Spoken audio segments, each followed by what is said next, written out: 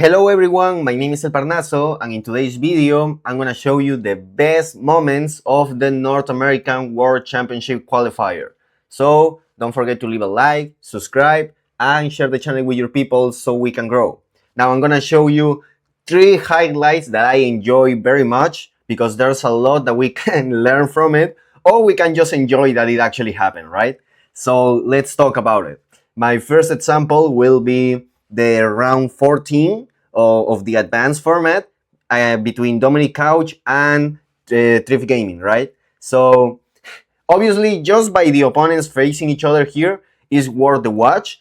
But what I wanted to show you here is something that was very teachful when it comes to understand how to play and how to behave during the actual duel, and how you may gain advantage thanks to that. So here we are in single 2. Dominic won single 1, so Thrift was going first and doing all his shit. In single 1, Dominic Dominic hand trap, like Dominic went first and Thrift hit him with 4 hand traps, and regardless of that, Dominic could left something on the board because of the hand he had and his obviously high technique, and he won that single because of that. Now Steven here in this single 2 was basically in the same situation. He went against 4 hand traps and he was playing regardless. And now I just wanted to see if you can identify what I'm trying to show you as one of the best moments of this event once he won that single. So let's watch it together, okay? Absolutely nothing he can do. The Typhon may be able to clear the loudest they are one, recovering Rico, their cards. but the follow-up is going to be way too strong with Mix and Here. Cool Tune Synchro. Play through 4 hand traps. Yeah.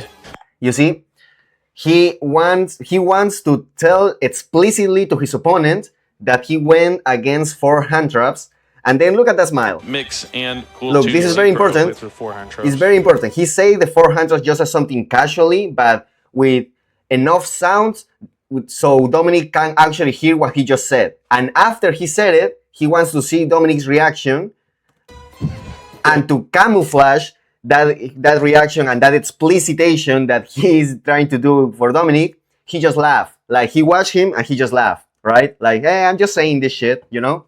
But, and obviously what I really enjoy about this is that he's trying to fuck with Dominic's mind, right? At this point. Because you don't play the cards, you don't play against the cards, you play against the player. So he's just trying to see if he can get some kind of reaction from Dominic and try to distract him. Try to take his mind that is 100% on the duel to maybe a 95% or even 99%, because that 1% can make all the difference. Because I think that this is very insightful, because Thrift knows that he lost single 1 for the same reason that he's winning single 2, because he knew how to play around 4 different hand traps. So it's kind of weird to compliment yourself about something that your opponent just did to you, right? Which is something that the commentators even notice. Like, you can hear them here. I'm gonna try to put this in a bigger sound because I'm not sure if you... He's so proud of himself. Yeah. He's always so proud of himself. Like, oh, I played through 4 interactions. Like, I show you how it's done. Yeah. Given he messed it up the first time. I Right? was just saying, but Dom did that to him in the first game. So Dom do that to him in the first game, right? So I think that they kind of missing the point of why Thrift is actually saying this. He wants Dominic to actually think exactly the same thing that they thought. Hey, but I did this to you in single 1. Like, what are you talking about? Like, are you a dumb fuck? So, because if Dominic is thinking about that, he's not thinking about the duel anymore. This behavior that it seems kind of weird and kind of unjustifiable because of how single 1 went is actually the reason why Thrift is doing it. With that in mind, see again how did he say it and how he behaved. But the follow-up is going to be way too strong with Mix and Cool Tune Synchro. Play through 4 hand traps. Yeah. That fucking So- smile, man. I respect Thrift a lot. So I really think that he was just trying to take that advantage, because at the end of the day, it's not illegal to talk to your opponent while you're playing, right? So there's kind of advantage that you may take or you can attempt to take. So that is why I really think this is a very big moment of the event because of the context and everything you can learn from it.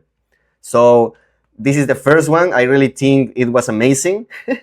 And now let's go for another moment that I think was really great too. And for that, we need to go all the way to the Genesis format. This is actually top 4, so we can realize that these are very good players, right? Because it's not easy to get to the top 4 of WCQ. So here, like, regardless of the decks that they are playing, I just want to let you know the Terror Knight is an XYZ4 deck. So here he is just resolving the Tachyon to add this spirit monster that is basically 2 level 4 monsters on the field, right? And here he is just returning one to the top deck, and you can see that he's chilling. Like, the corporal movement here is very important because he's just concentrated, he's focused, trying to do his shit. You can see by his facial expressions that he may have a very good hand. You don't know anything by just looking at him because he's not allowing you to take any kind of lecture from his corporal behavior.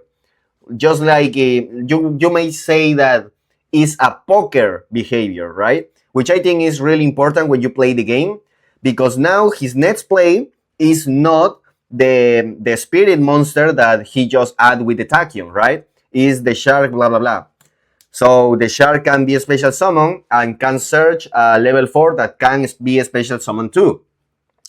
But here you will see that this guy, Xavier, or however it is pronounced, sorry, it's Xavier, I guess, is going to do the most Yagi Yugi moment that you will see all year.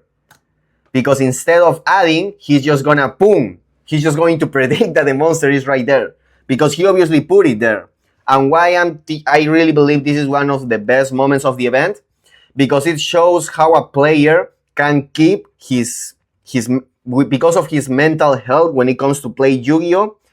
You wouldn't realize just by his corporal movement and the way that he was playing that he actually draw that brick ever since the beginning of this single. He didn't let his opponent know that he was kind of shitty because that he had a kind of shitty hand, in the sense that he drew one of the worst brick of the deck, right? So I think this is also a very teachable moment of how you behave yourself and how you can be rewarded because of you not showing that you had a shitty card in your hand, in your opening 5.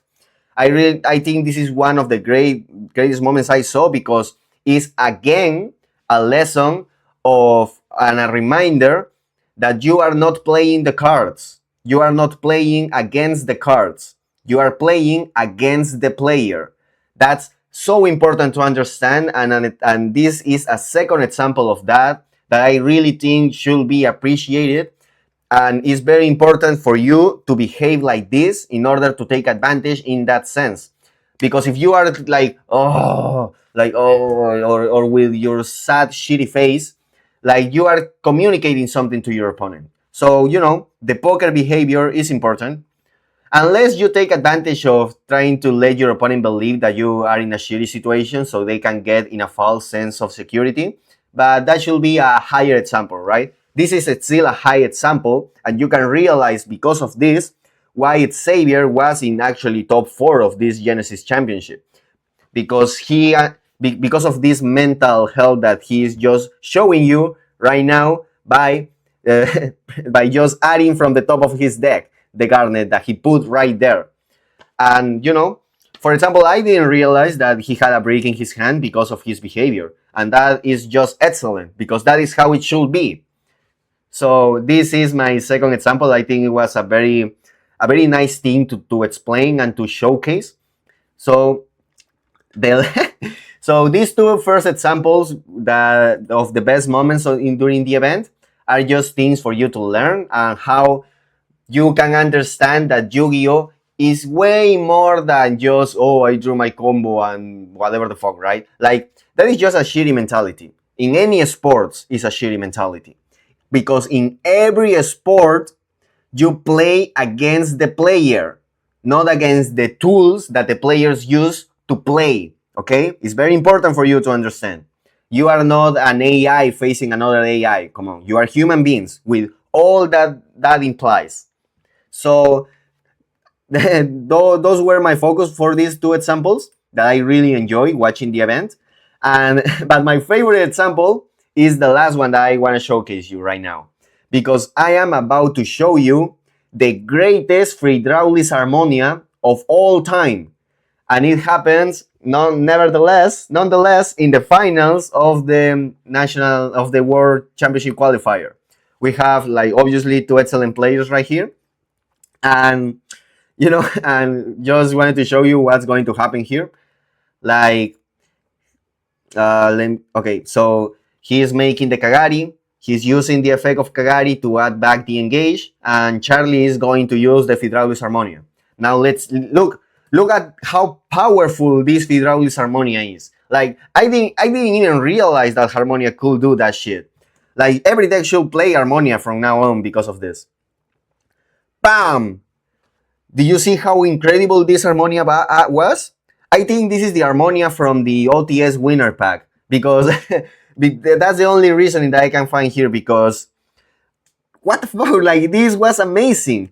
This Harmonia is so good that it don't destroy it bounced back. Like, imagine, bro, imagine having a hand trap that bounced back without targeting, plus sending something from your extra deck, plus special summon a motherfucker with 2500 attack. Damn! I'm gonna play Harmonia now, bro. So obviously I'm just fucking around, right? I think that besides how funny it was to see the Hydraulis Harmonia, because he didn't take back the Kagari. the Kagari went back to the extra deck here and stayed there. So what I really enjoy and what I really think it was amazing for this Harmonia to showcase is not how funny it is because because bouncing back instead of destroying, right? But a big lesson to understand here is that we are all humans here. Like, even someone of the high caliber of Ryan Yu or the high caliber of Charlie won't realize shit like this is happening because they have been playing already a lot of rounds, like 10 rounds yesterday, 7 rounds the Sunday, and now an 8th round. And stamina, when it comes to Yu-Gi-Oh, is very important, and even the greatest will happen and even to the greatest will happen that they can make these kind of mistakes, because again, we are all humans here. Nevertheless, that don't take away that you just saw the greatest Hydraulis Harmonia of all time. So let me know in the comments if you have other moments that you want me to showcase and, explain kind of in depth, or whatever I can do. Or maybe some moments that you thought were actually the best ones and why you think are the best ones. And if you enjoyed the video, leave a like, subscribe, and share the channel with your people. Bye bye.